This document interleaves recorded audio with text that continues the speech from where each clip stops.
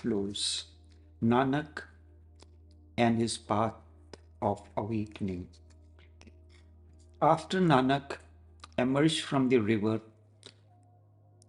three words he spoke, Ek Omkar, Satnam. The disappearing in the river is one of the most significant incidents in the life of Nanak. Whether you go to the mountain or in a cave or wherever you go, but mind goes with you. Egocentric existence, identities, and their attributes remain wherever you are. To be without thoughts is one of the most difficult things. Nanak, when disappeared in the river, it is said that he appeared in front of God. It is not that God is there somewhere, but it is like there is light, but there is, and in front of the light, there is a curtain. That curtain is of egocentric identities, which we do not understand.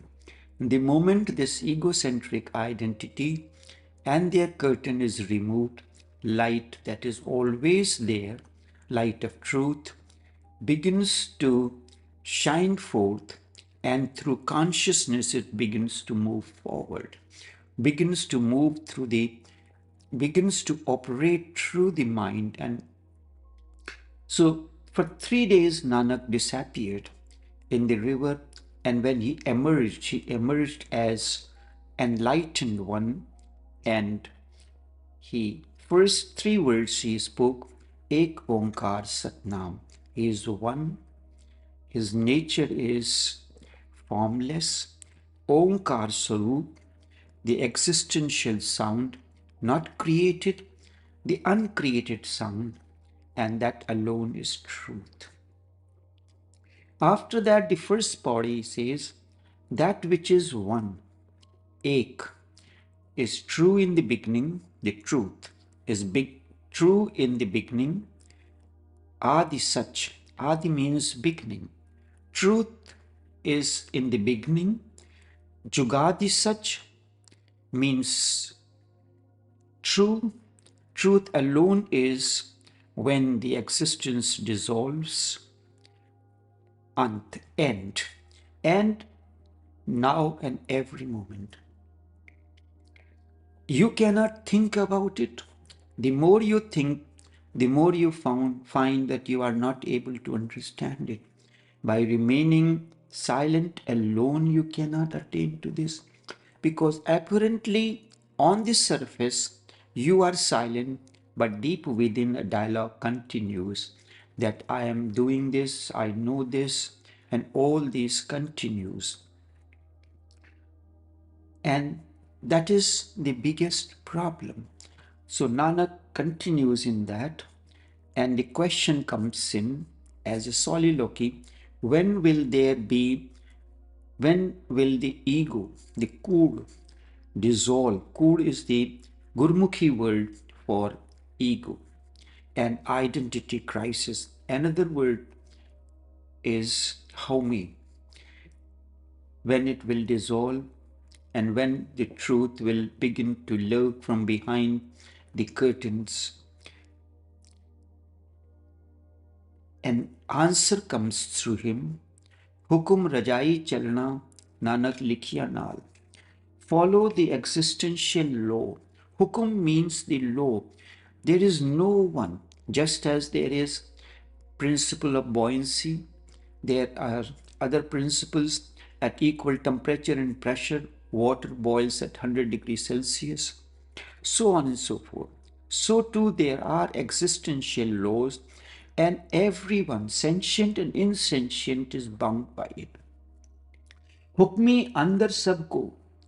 Everyone is under the under the domain of hukum.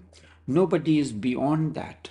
If you follow with that, then you have no problem, and you can journey continuously along the path. And then the one thing more, we have the religious divisions. Islam is for those who believe in Allah, to make it a broader, but otherwise it is religious. Religion is for those people who are born in that particular fold, but scope is widened. Those who have faith in Allah, they are Muslims. Those who follow the five rules, the namaz, zakat, hajj, and roza. These five things they follow, they are Muslims. As a Muslim, you are supposed to offer your 5 times namaz and so forth.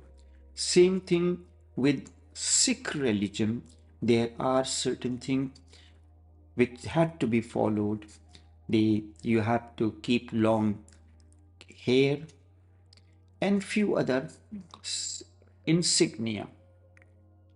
Service is the most important thing because these people were simple ones.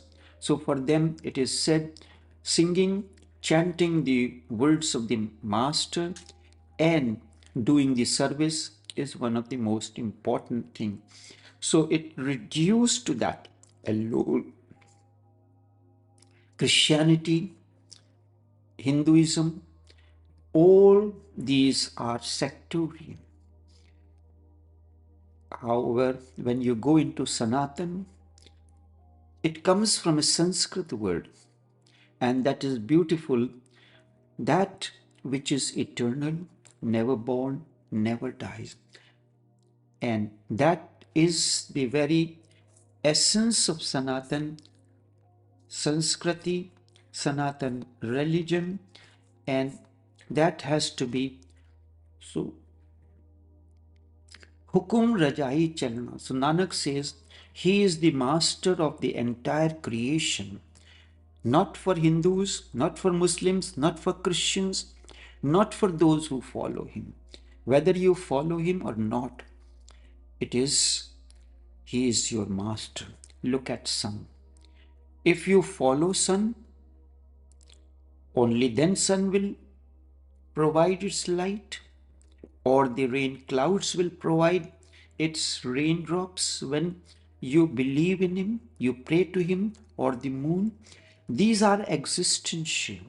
Sunlight falls equally on a sinner and the virtuous. So is the moonlight. Once you are open to it, the sunlight falls on you.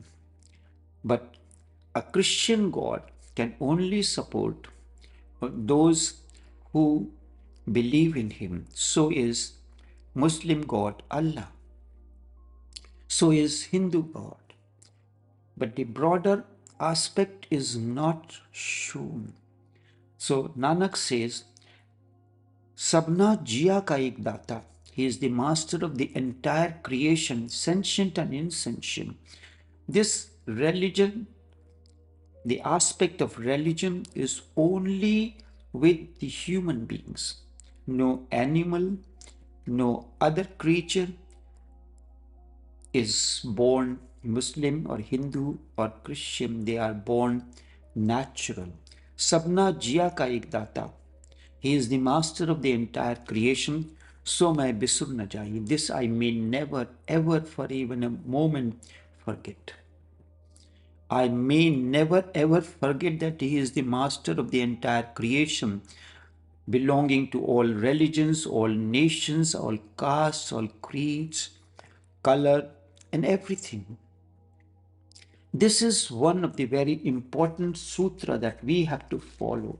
And once you follow this, then it is easier for you to, and then continues to explain many things, significance of music in the sutra, body number 27.